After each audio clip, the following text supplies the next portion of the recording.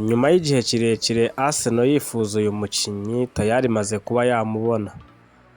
Byari ibiganiro bitoroshye kabisa kugira ngo bamwumvishe yuko agomba kujoininga Arsenal.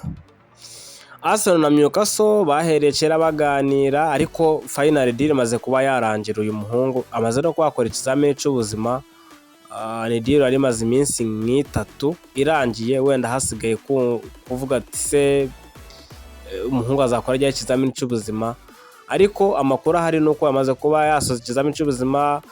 Bamuha nimero 39 azajya yambara mu mugongo, ndetse biteganyijwe yuko ikipe ya Arsenal igomba kumwerekana ku munsi w'ejo. Ku munsi w'ejo nibwo izatangaza yuko yaguze Bruno Guimaraes imukura mu ikipe ya Newcastle. Miliyoni 75 nizo ikipe ya Arsenal imuguze. Ikipe rero ya Newcastle yo yamuguze miliyoni 40 imukura mu ikipe ya Olympique Lyonnais yo mu gihugu cy'Ubufaransa. Bivuze yuko ikipe ya Newcastle yungutse miliyoni 35, ariko izo miliyoni 35 iyi kipe kabisa, ikipe ya Olympique Lyonnais nayo igomba kuba yabonaho percentage runaka. Kuri iyo percentage rero, impamvu ikipe ya Olympique Lyonnais igomba kuba yabonaho amafaranga nuko imugurisha mu ikipe ya Newcastle bumvikanye yuko igihe cyose Newcastle ishatse kumugurisha ikamwungukamo iyo nyungu, ko ikipe ya Lyonnais, Olympique Lyonnais izatwaraho 20%. 20% kuri miliyoni 35 bivuze ko byibuze iyi kipe igomba kuzabona miliyoni hafi 7. Ikipe ya Olympique Lyonnais igomba kubona miliyoni 7. Rero ikipe ya Newcastle urumva ko iri mu nyungu. Byavuzwe yuko zagera muri miliyoni 80 zifunze, ariko Arsenal yakoze akazi keza cyane, inegosiya neza, birangira miliyoni 75 bazemeye.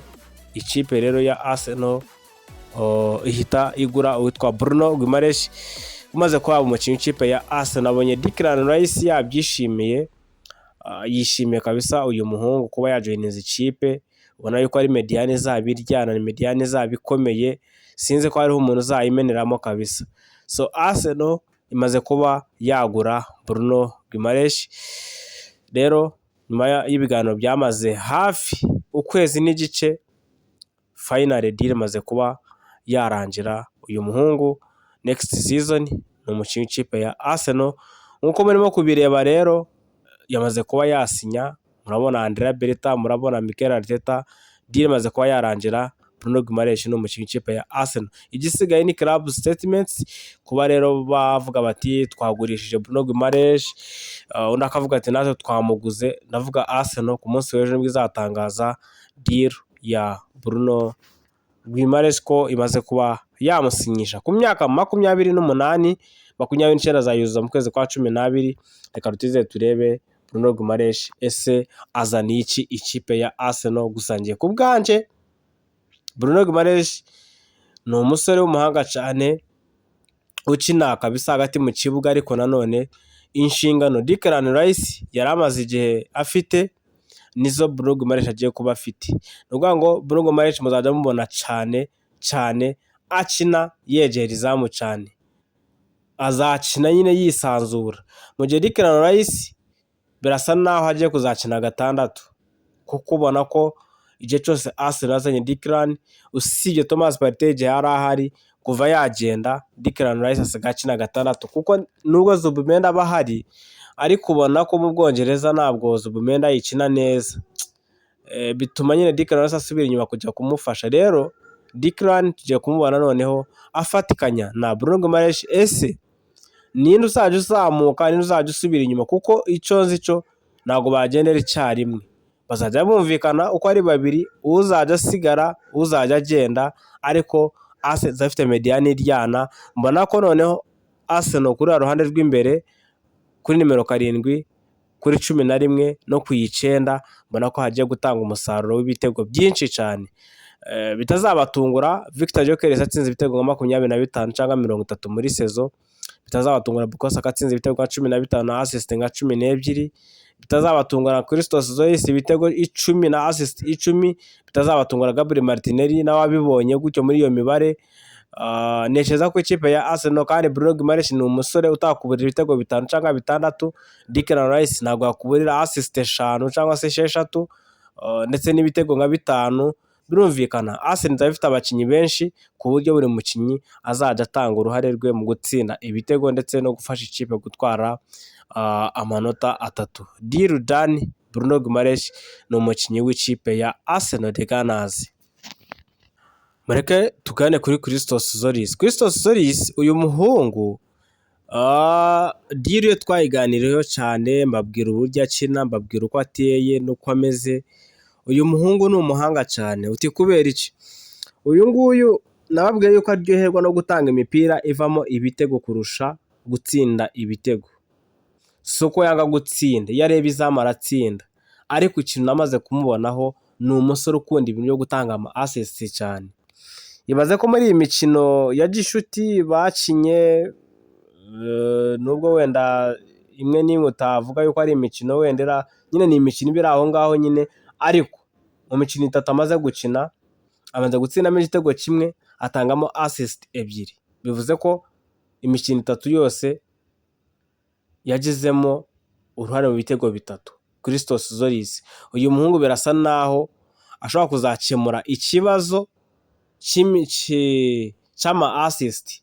Simvuze ngo agiye gukemura ikibazo cyo ku ruhande rw'ibumoso, oya, gukemura ikibazo cyo ruhande rw'ibumoso nk'umu nimero 11 kugikemura ndetse no kuderivaringa ni ibintu bibiri bitandukanye. Kuderivaringa ni ukuba yatsinda ibitego kandi agahozaho, agatanga ama assist kandi agahozaho, ariko ashobora kuba yazavamo umukinnyi uzajya atanga assist nyinshi ku bataka bagatsinda ibitego ndetse n'abagatsinda ibitego.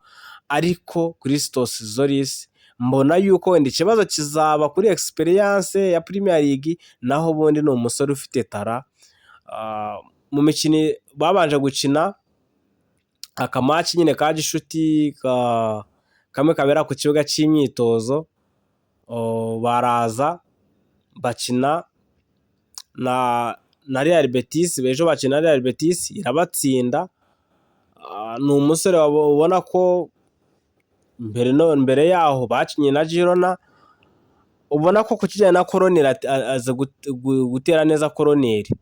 Christos Zoris Arsenal nk'uko turimo kugenda tubireba ku mbuga nkoranyambaga ndetse no ku bitangazamakuru, imaze kuba yakubita mu ikipe ya Everton irifuza witwa Iliman Ndiaye Umunyasenegal. Twabigarutse ntabwo twakwiga tubitinda ko twabikoreye ikiganiro cyabyo, uze kukireba kuri YouTube, kirahari kabisa. Iliman Ndiaye mu ikipe ya Arsenal.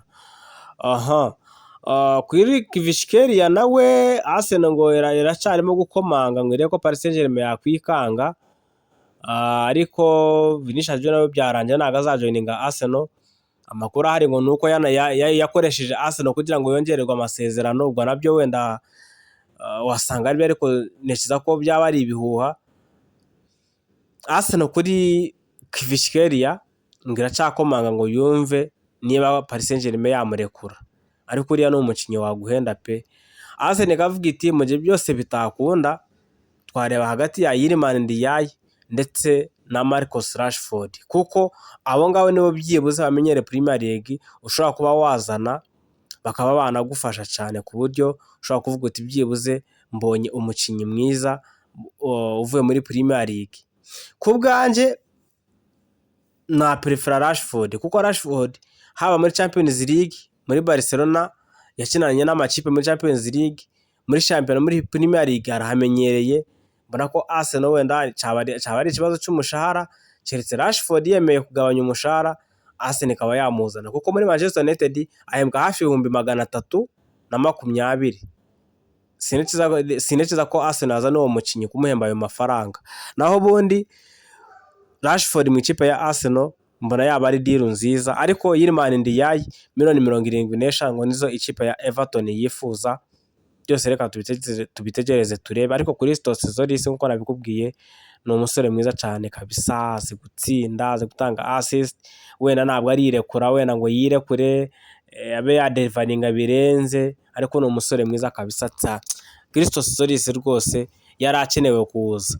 So ikiganiro cyari kirimo kureba kuri Bruno Guimaraes ubwe ndetse na Christos Zoris ndetse n'abawinga bashobora kuza kuba bajoyininga ikipe ya Arsenal. Kana subscribe, tuzaza kugaruka turebe noneho Arsenal bimeze gute ku mudefanseri, Ezri Konsa byagenze gute ko Aston Villa yanze amafaranga Arsenal yayihaye. Ni mu kanya gatoya cyane.